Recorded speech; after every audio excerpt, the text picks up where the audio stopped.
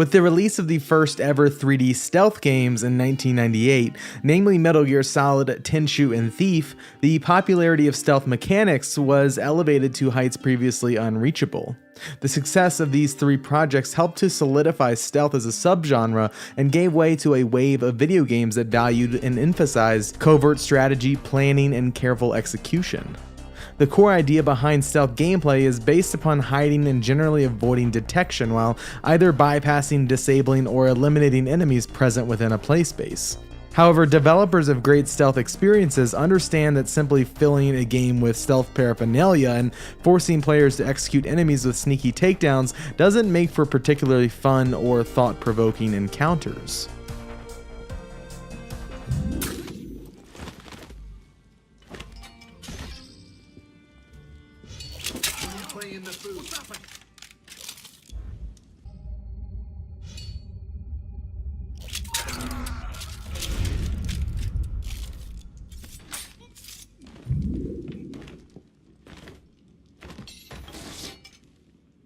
Bingo. Goods recovered. Thief: The Dark Project, which is arguably the best stealth game ever designed, was almost cancelled halfway through its development cycle. Proper stealth experiences require responsive AI which can decipher complex oral and visual cues to interact with the environment and player in a believable way, and this is where Looking Glass Studios, the developer behind the Thief series, was experiencing major difficulties. So they got creative. We wanted to make it immersive and natural.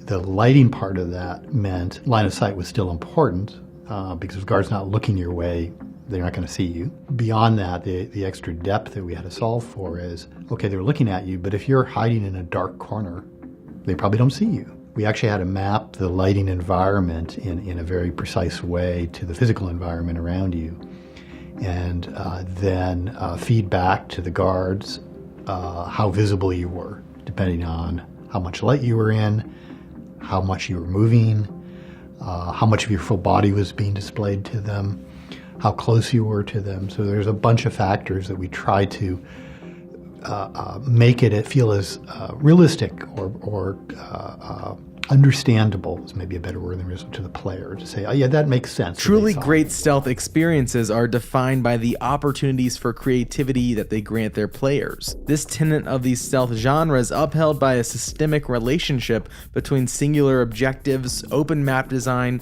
believable AI, and the tools a game gives its players. In this way, stealth games are often more akin to puzzle games than action games. While there are certainly moments of waiting and planning, vertical and open map design help to highlight several obstacles, goals, and movement paths at one time, which allow players to interpret patterns and develop solutions as they actively work their way through the level. Dishonored 2, which I would describe as an immersive stealth sim, is the ultimate embodiment of this idea.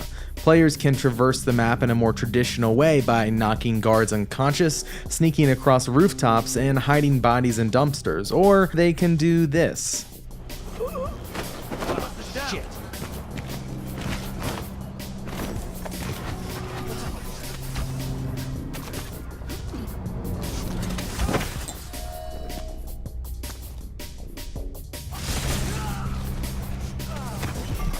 Smell the stench of the void. There's something potent. Stealth is about using wits to outsmart and outmaneuver opponents, even when the mission goes awry, so the fantasy of being an assassin is immediately spoiled in games like Assassin's Creed 3 and Return to Castle Wolfenstein, in which players are presented with a mission failed or game over prompt upon detection. These fail conditions don't make much sense when the player has the knowledge and ability needed to develop new strategies on the fly. Regardless, no matter how well designed or believable a stealth experience is, nothing feels quite as genuine as Spies vs. Mercenaries, the competitive multiplayer mode introduced in Splinter Cell's sophomore release, Pandora Tomorrow.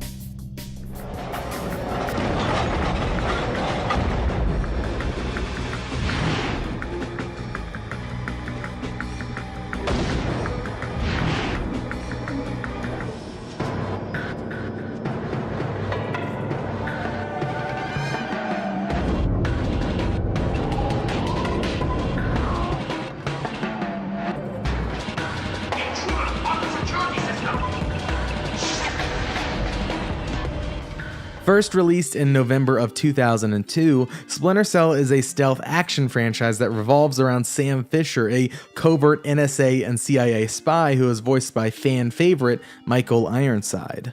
The Splinter Cell series, which in my opinion is the poster child of stealth games, builds its gameplay experience using traditional stealth elements such as the manipulation of light and shadows, intricate maps that are filled with shortcuts, and acrobatics. The series' third-person perspective allows for more complex animation and movement options, so players are often tasked with dangling from ledges, hanging upside down from pipes, or suspending themselves between parallel walls, which lends these Splinter Cell games a more cinematic feel.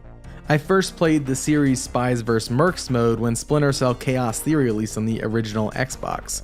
Despite being subject to changes and adjustments throughout the series, the fundamentals of Spies vs. Mercs have remained the same. A team of player-controlled spies are tasked with either hacking computers scattered across a map or eliminating the opposing team of player-controlled mercenaries who are guarding the computer terminals. The spies, which are played in the third-person camera perspective, are equipped with the standard non-lethal gadgets, movesets, and tools that are expected in a traditional stealth game. The mercenaries are played from the first-person camera perspective and are equipped with assault rifles, explosives, drones, and other gadgets you might find in a modern FPS.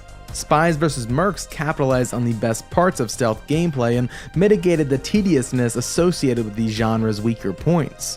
By removing AI-controlled guards and replacing them with those operated by other players, Splinter Cell was able to satisfy and fulfill the assassin fantasy like never before. While it's a great tool to communicate feedback to a player, it's a little silly hearing a guard obliviously yell, "What was that?" when the player is clearly standing next to him in the shadows.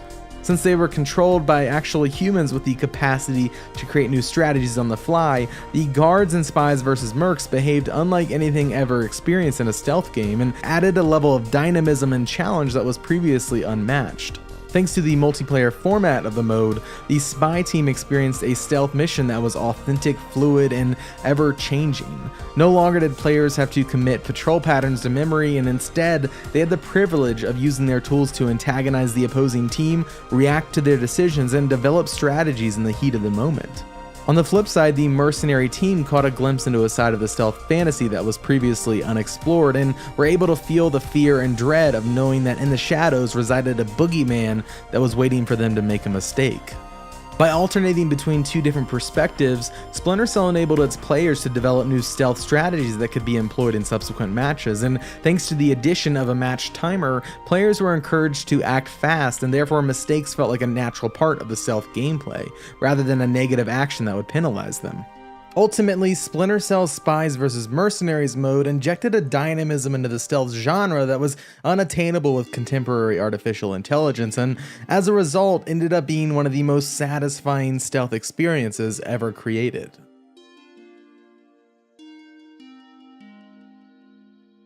Thank you so much for watching this video. If you didn't know, OKBeast puts out new videos every Friday, so if you enjoy them, please like, subscribe, and share them with your friends. I want to give a shout out to our awesome Patreon producers who support us financially every month. If you're interested in getting involved and supporting OKBeast, head over to patreon.com/OKBeast, throw us a few bucks, and in return, get access to awesome perks and bonus content. And if you didn't know, you can go to okbeast.com to check out all of our podcasts and written features that go up all week long. I co-host the OKBeast podcast, which is our weekly video game show that airs every Monday, so I'd love it if you check that out. And lastly, if you haven't watched it yet, I'd recommend one of our older videos that Blessing made. It's all about the immersive sim genre, which many stealth games are directly influenced or associated with, so go check that out. I will see you next time. Again, thank you for watching.